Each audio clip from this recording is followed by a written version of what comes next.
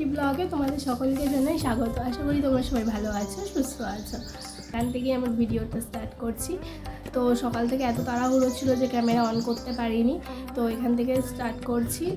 সারাদিনে প্রচুর কাজ আছে, খুঁটিনাটি সবই তোমাদের সাথে শেয়ার করব। তার সাথে একটা ইন্টারেস্টিং গল্প শেয়ার করব আমাদের হাউস ওয়াইফদের ওপরে, কীভাবে আমাদের হাউস ওয়াইফদের মানে সবসময় এনার্জিটাকে ধরে রাখতে হবে, ঠিক তার উপরে।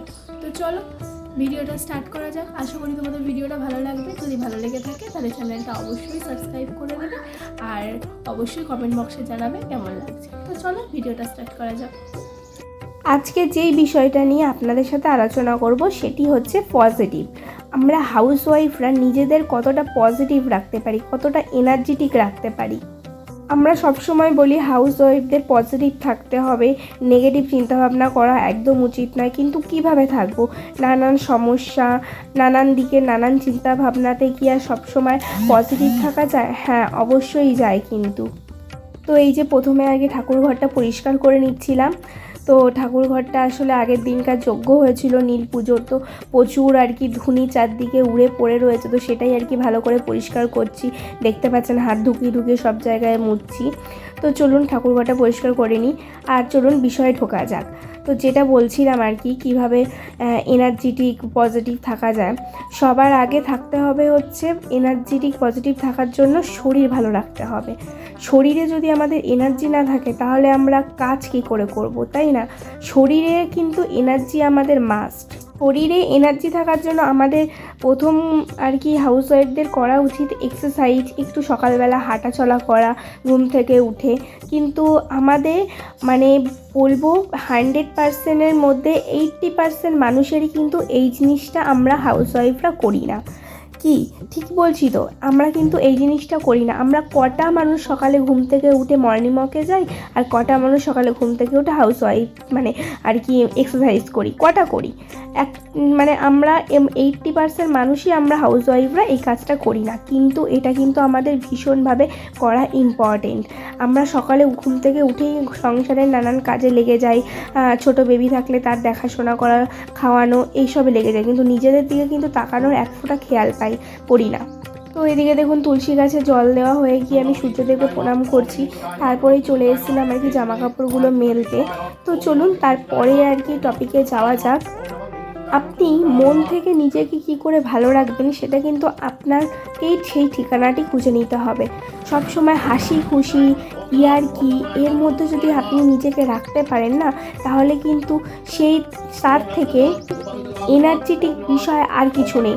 আপনি যদি মনে করেন যে একঘেয়ে আমি কাজ, তার মধ্যে আমি কোনো এনার্জি পাচ্ছি না, এই জিনিসটা করলে কিন্তু হবে না। আপনি নিজের মন থেকে যদি আপনি এনার্জি সঞ্চয় না করেন তাহলে কিন্তু আপনি এনার্জি পাবেন না। এবার নমো করো।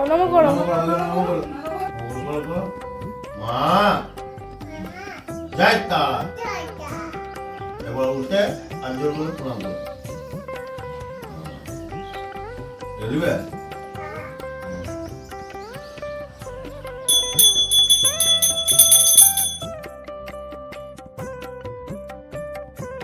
মোস্ট ফেভারিট খাবার ডাল আলু সিদ্ধ বেগুন ভাজা। অমৃত। যখন স্কুলে পড়তাম তখন মা স্কুলে যাওয়ার সময় এরকমভাবে বাইরে দিত, দারুণ লাগতো।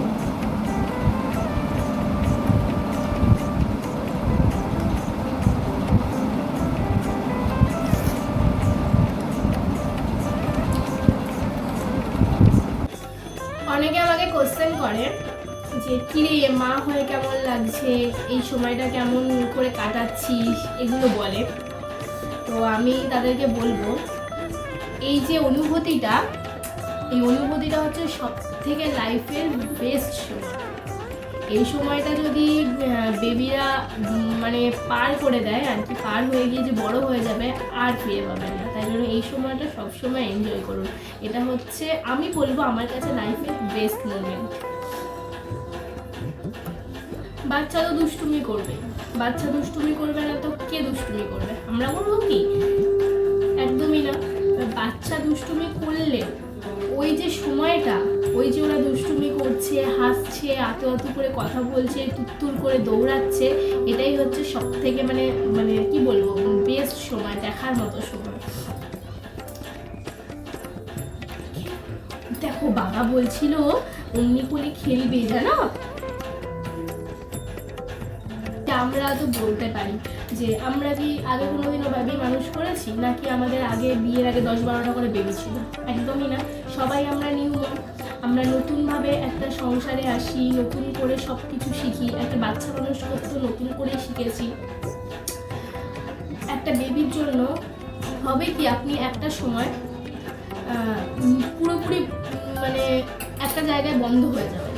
মানে ধরুন ঘর থেকে বেরোতে পারবেন না, বেবি ছোট, বেবিকে দেখতে হবে, এই করতে হবে। তখন যদি আপনি ভাবেন যে কি বিরক্ত লাগছে, বেরোতে পারছি না, মানে কোথাও যেতে পারছি না, আর কদিন পর বেবি নিলেই হয়তো ভালো হতো। অনেকে মনে করে যে বিয়ের পরপরই হচ্ছে এখন সামলাতে পারবো না, বেবি নেবো না, এরকম অনেকেই মনে করে। আমি তাদেরকে বলবো, বেবি নিয়ে নেওয়া, বেবি জীবনে আসা হচ্ছে না, বেবি জীবনে আসা হচ্ছে ভগবানের একটা আশীর্বাদ। ভগবান এই আশীর্বাদটা না করলে আপনি আপনার নিজের মধ্যে একটা মানুষকে ধারণ করতে পারবেন না। আর এই জিনিসটাকে কখনো অবহেলা করবে না। যার যখন আসার সে তখনই আসবে আপনার জীবনে। আপনি চাইলেই সেটা হবে না, আর আপনি না চাইলেও সেটা হবে না। ভগবান ঠিক করেই রেখেছে আমি কাকে কি দেব, কে কি পাবে, কখন পাবে, কীরকমভাবে পাবে। তাই জন্য যখন যা দিচ্ছে তখন সেই জিনিসটাকে এনজয় করুন। আর এই তো মানে এরা তো ফুলের মানে থেকেও যদি কিছু সফট জিনিস থাকে, এরা তো সেটাই, তাহলে এদেরকে ভালোবাসবো না? আমি বলবো আমার জীবনে কোনো মানে এই নিয়ে কোনো আফসোস নেই যে আর কদিন বেবি নিলে পরে হয়তো ভালো হতো, আমি হয়তো এদিক ওদিক যেতে পারতাম। আপনাদেরকে বলি, আমি কিন্তু হানিমুনেও যাইনি। বিয়ের পর থেকে কিন্তু আমি হানিমুনও যাইনি। এই প্ল্যানের জন্য যদি স্যাক্রিফাইস করতেই হয়, তার থেকে বড় ব্যাপার কিছু হয় না। কি বলো? হাতি, হ্যাঁ হাতি আসবে তো, দেখো। তো বন্ধুরা, মাঝখানে দেখতেই পেলে ছেলেকে খাওয়ালাম, নিজে খেলাম, তো তার সাথে সাথে তোমাদের সাথে কিছু কথা শেয়ার করলাম। তো তার পরের টপিকে চলে যাই, হচ্ছে ঘুম। আমাদের হাউসওয়াইফদের কিন্তু পর্যাপ্ত ঘুমের ভীষণ প্রয়োজন, কারণ যেহেতু আমরা সারাদিন কাজকর্ম করি, আমাদের যদি পর্যাপ্ত ঘুম না হয় সেটাতেও কিন্তু আমরা নিজেদেরকে এনার্জি দিতে পারবো না। আর যদি নিজেদেরকে এনার্জি দিতে না পারি, তাহলে কিন্তু আমাদের নেগেটিভ এনার্জিগুলোই আমাদের মধ্যে কাজ করবে, পজিটিভ এনার্জি কাজ করবে না। আমার একটা ব্যাপার আছে কি, যে আমি দিনে অন্তত দুপুরবেলা 2 ঘন্টা হলেও আমাকে ঘুমোতে হবে, কারণ এটা আমার জন্য ভীষণ আর কি ইম্পর্টেন্ট। না হলে কিন্তু আমি মানে সারাদিন বাকি সময়টা আর কি নিজেকে ঠিক রাখতে পারি না। আমার ভীষণ কষ্ট হয়, ভীষণ মাথা ঝিমঝিম করে, মানে এটা আমার ফিল হয় আর কি। এবার কার কী হয় সেটা আমি জানি না, কিন্তু এই জিনিসটা আমার হয় যে দুপুরে অন্তত 2 ঘন্টা হলেও আমাকে ঘুমাতে হবে। রাতে আমি সারা রাত জেগে দিতে পারবো, আমার কিন্তু কোনো অসুবিধা হবে না, কিন্তু আমার দুপুরে 2 ঘন্টা হলেও আমাকে কিন্তু ঘুমোতে হবে। এটা আমার মনে হয় অনেকেরই হয়। পর্যাপ্ত ঘুম না হলে শরীরের নানান সমস্যা দেখা যায়। ঘুমটা কিন্তু আমাদের জীবনের সবথেকে বড় ওষুধ। ঘুম না হলে কিন্তু আপনার শরীরের নানান রকম সমস্যা, নানান মানে অসুখের সম্মুখীন আপনি কিন্তু হবেন। তো বন্ধুরা, আমাদের এই ছিল ভিডিও। তারপর দেখতে পাচ্ছেন আমরা একটু বেরিয়ে গেছিলাম, যেহেতু কালকে পয়লা বৈশাখ, একটু কেনাকাটি করার ছিল।